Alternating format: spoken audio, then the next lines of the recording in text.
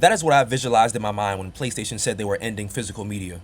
On July 1st, Sony announced through the official PlayStation blog that it will discontinue physical disc production for all new games released on PlayStation consoles beginning in January of 2028. After January 2028, every new PlayStation game will be sold digitally through the PlayStation Store or through digital retailers that distribute download codes instead of discs.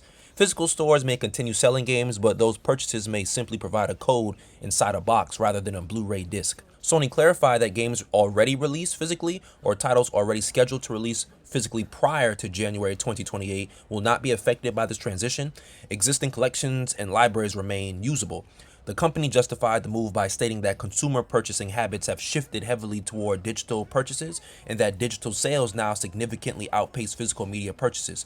According to Sony's recent financial reports, approximately 78 to 80% of PlayStation full game sales now occur digitally, leaving physical games representing only around 20% of purchases. So this truthfully feels like the end of an era. Since the onset of my time playing games has always been you purchase a disc, you go to either GameStop, Walmart, Best Buy, wherever, you go buy that physical game, you just get off work that day, or maybe you're a kid, you're in school, you work up some extra money by working a job or through chores, through an allowance, and you use what you have, and then you go purchase that game. Those car rides to the store, they felt so novel, they felt so memorable, they felt as if they had an intimate tie to who you were as you grew up as a child who indulged in gaming as a hobby and as something that you like to do and as a pastime. And then for all that to kind of cease, and it's ceasing by association. The people who make these games, they don't realize that there are far more that goes into gaming than just you purchasing their products and then playing it with the controller.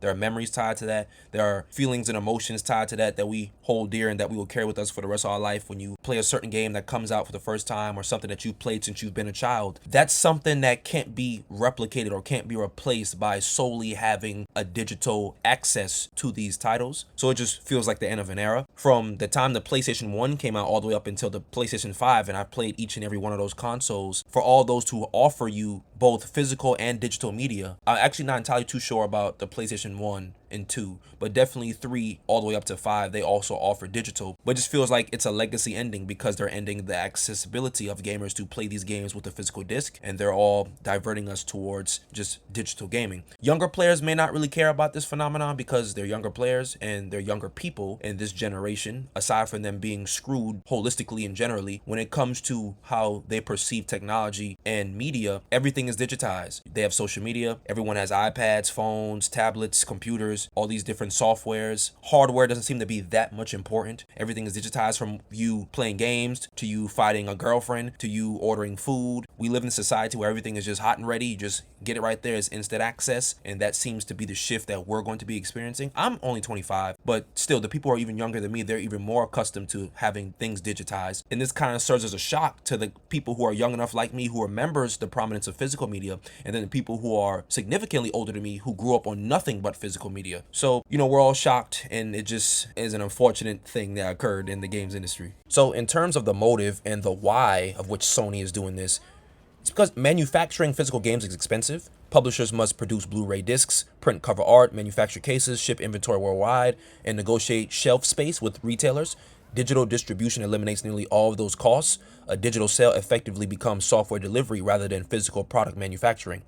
Digital purchases also provide significantly higher profit margins because Sony avoids sharing as much revenue with retailers such as GameStop, Walmart, Target, and Best Buy. Inventory risks disappear entirely in a digital ecosystem. There are no unsold copies, no overproduction concerns, and no clearance discounts cutting into profits. Sony has also spent years preparing consumers for this transition through initiatives such as the original PS5 digital edition and the detachable disc drive model introduced with the slimmer PS5 design. The move follows broader entertainment trends seen in movies, television, and music, where streaming and digital purchases largely replace physical formats over the last decade. Now, as I constantly say on this channel, in my series, the series that I have on this channel is called Games Explained. But one of the things that I'm a huge proponent of when it comes to Games Explained is that I constantly tell people who watch is that these companies, they want their money.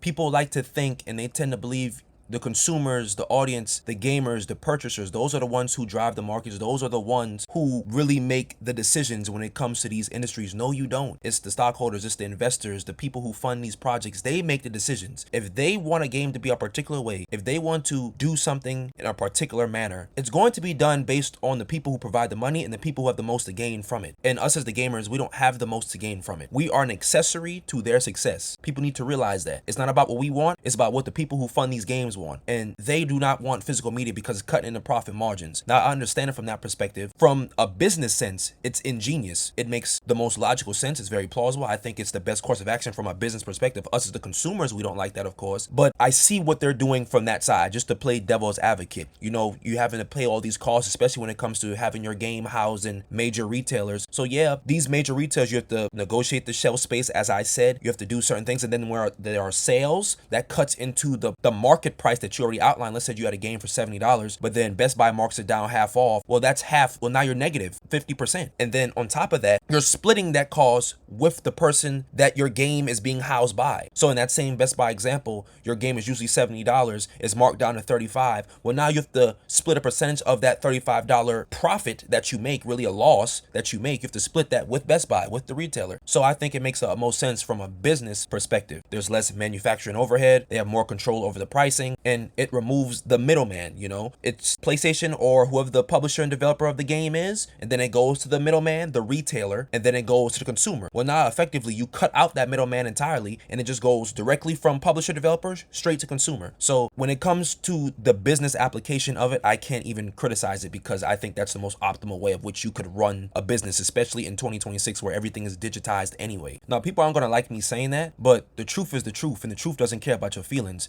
And when it comes to this particular instance, that's the truth, and that's the most optimal way in which you could run a business in today's world. So I'm not going to say I don't have a problem with it, because I clearly do. I want physical media, but at the same time, what can we do? There's nothing we can do, and we're going to buy the games anyway. So now, when it comes to gamers, the most immediate consequence is the loss of ownership flexibility that physical media provides. Players will no longer be able to lend games to friends, trade games with family members, or sell completed titles to recover part of their purchase price. The secondhand market, which has existed since the earliest days of gaming, effectively disappears for future PlayStation releases. Consumers will become increasingly dependent on the PlayStation ecosystem to maintain access to their libraries. If a player's account becomes compromised, suspended, or inaccessible, the entire digital library becomes tied to that account rather than existing independently on a physical shelf. Pricing could become a major concern as well. Physical retailers traditionally compete with each other and often discount games shortly after release. Without physical competition, Sony gains greater control over pricing within its storefront ecosystem. Internet requirements become increasingly important. Large games already exceed 100 gigabytes, meaning slower internet connections could face significant disadvantages in a digital-only future. Storage space becomes another issue. Physical collections historically reduced dependence on internal SSD storage because reinstallations could be performed directly from disks. Fully digital libraries require increasingly larger storage solutions. Just the other day, I was talking to my cousin Trey, who lives down the road from me, and we all are huge fans of Elden Ring and of Souls games, and I said, hey man, you should try out Lords of the Fallen, you know? I got the disc right here. You should try it out. We've already beat Elden Ring. We've already beat the DLC. We've already played other titles from Software. Me particularly, I've only played Dark Souls aside from Elden Ring. He's played all of them, Sekiro, Bloodborne, all that stuff. I said, why don't you try Lords of the Fallen, the 2023 game that came out a few years ago? He said, okay, I'll borrow it. So I lent him the disc. I physically handed it to him because it came in a case with the disc in it. He just got to put it into his PS5 and he starts playing it. Now, small things like that will be non-existent. That'll be something that we can no longer do with future titles succeeding 2028. And I think that is something that's going to be a huge problem for gamers, especially people who are huge proponents and advocates for physical media. We can no longer resell physical things. I remember, like I stated over the voiceover, I said the ability to resell things to recoup some of that purchase price, that will be obsolete. Whereas you could buy a game physically for $70, $60, whatever. You could sell it years later or months later if you didn't want it, or if you already beat it, and then you could at least recoup some of that money that you initially spent when you bought the game. Now you can no longer do that for titles that will be releasing after January 2028. So we have more dependence on the Sony servers. Now we are at the mercy of internet connections. We're at the mercy of our SSDs and internal storage. I foresee that they will probably give us even less and less storage, or at the very least, they're going to ramp up the prices of the internal SSDs with the heat sinks that you purchase to extend the storage that your console intrinsically has. I think there will be potential pricing concerns as well, because Sony will be able to effectively monopolize pricing, because as I stated, when it comes to major retailers like Walmart, Best Buy, GameStop, whatever, they frequently do sales, especially Best Buy. They do a lot of sales on their games. Whereas when you purchase games directly from PlayStation or the developer and publisher, they'll do sales, but when it comes to the major titles and major releases, it could be years, it could be several months before you get a sale on that. When GTA comes out, do you think we're going to get a sale on that anytime soon? You think we're going to get a sale on Wolverine anytime soon? No, it's going to be a while. Titles like Spider-Man that came out by Insomniac on PlayStation, you can get that on sale, but what? That game came out years ago. God of War 2018, that came out years ago, but you can get it on sale now. And for some people, that still might be a lot of money for what it goes for now. So they'll be able to monopolize pricing. I think it's only going to get more and more expensive as time progresses. And just the cost to store your games, that's going to increase as well. How I mentioned the SSDs, just to make more room for more titles. It's just only going to get more and more expensive as the onset of digital media of gaming continues to take prominence, and as inflation in society in general continues to go up. So now, one of the largest concerns surrounding digital only gaming is preservation. Physical discs have historically acted as historical records of games that existed during a particular period in gaming history. While modern discs often still require patches or downloads, physical media nonetheless provides an independent copy of software that exists outside a company's servers. Digital games exist entirely at the discretion of the platform holders and publishers. If a game is delisted due to licensing agreements, expired music rights, or publisher decisions, future players may lose legal access to that title entirely. This issue has already occurred numerous times with older digital storefront closures and delisted games across multiple platforms. Sony recently also announced plans to close portions of the PlayStation Store infrastructure for legacy platforms such as PS3 and PS Vita, highlighting concerns surrounding long-term access to digital purchases. This is a preservation nightmare because we have the games physically, but we want to continue to add to our collections. That's what makes a collection so sentimental and of such high value to us, because it's something that we can continue to add to. And each singular component of that collection that you add has its own unique feel or significance to you about it, which is why it's in the collection in the first place. And when it comes to digital only gaming, it's only going to further push the belief in the ideology that we already currently have and subscribe to, that we're buying but we're not owning, because this game is given to you on a lease, and when these servers cease to exist, we no longer have access to these games. And even something so remedial and small like forgetting your account password, that can lock you out of playing the games that you spent your hard money to buy. We're already seeing this happen now with the PS3 and the PS Vita. I never had a PS Vita, but I have my PS3. It's sitting over there. All-time favorite game came out on Infamous 2. And you're seeing how the stores for these systems, the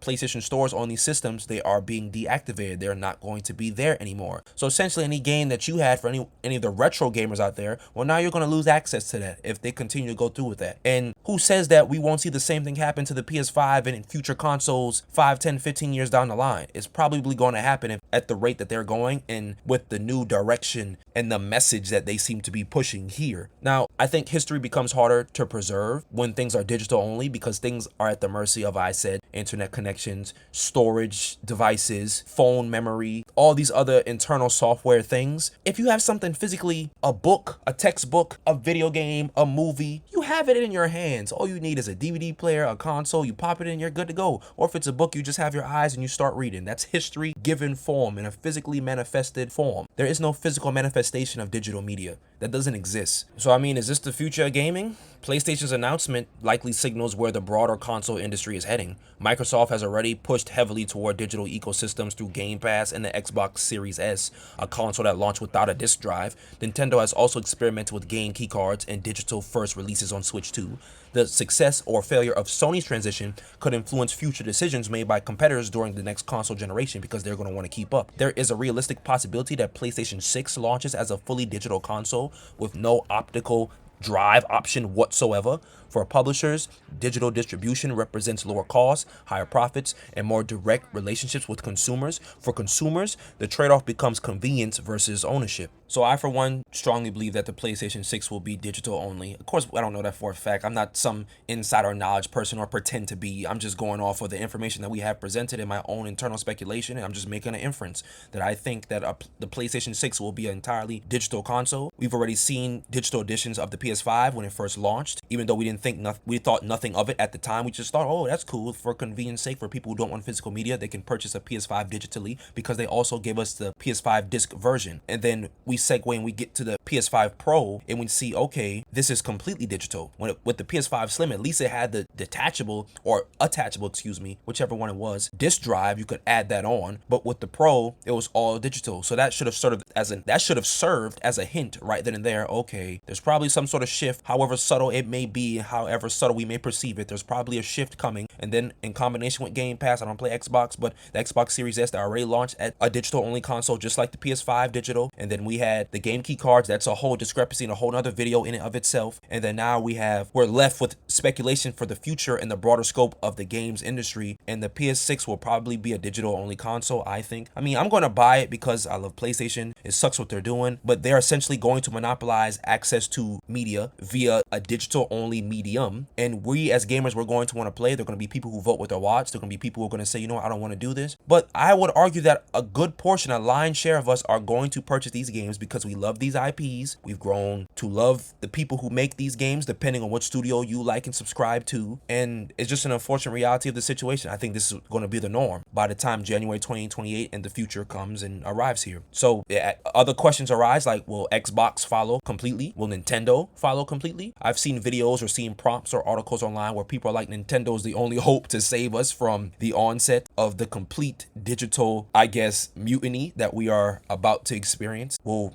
I don't know if they're going to resist that any longer. Me personally, I think all these different game platforms are going to go digital, all digital at some point. And if they do offer physical media, not PlayStation, Nintendo will probably just only do the game key card thing. That will be the only physical media we have. But as we all know, essentially that you're just purchasing a license as well. You might as well just buy it from the Nintendo store. But when it comes to the convenience versus ownership, I thought that was a pretty interesting thing to include in the script of my video, because of course we all harp on the ownership. We want the ownership, but there are going to be some people who are like, well, you know what? I like physical games, but now I can just have everything digitally. I don't have to worry about discs. I don't have to worry about it consuming any additional space, even if it's a minuscule amount of space. I have the convenience of just being able to boot up the system, download it to the console, and play it, as opposed to going to a retailer or waiting for shipping for it to arrive so I can receive it and then pop into the system where it has to copy the disc and download onto it anyway and then play it that way. There are going to be people who make that argument. I'm not one of those because I prefer the physical media anyway in totality with everything that includes, but there are going to be people who don't really care or who this doesn't really bother, or they're digital gamers anyway, and they can just adjust more seamlessly to the norm. I'm already adjusting. It doesn't bother me to the sense where I'm never going to buy games again. I'm always going to buy them. I'm a gamer. I have millions of games in my wish list and in my backlog, but it's just unfortunate, you know.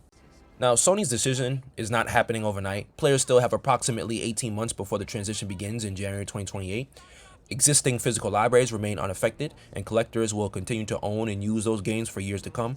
However, the announcement represents one of the largest shifts in gaming distribution since the move from cartridges to discs during the 1990s. Whether viewed as inevitable progress or the loss of consumer ownership rights, this decision marks the end of a major chapter in video game history.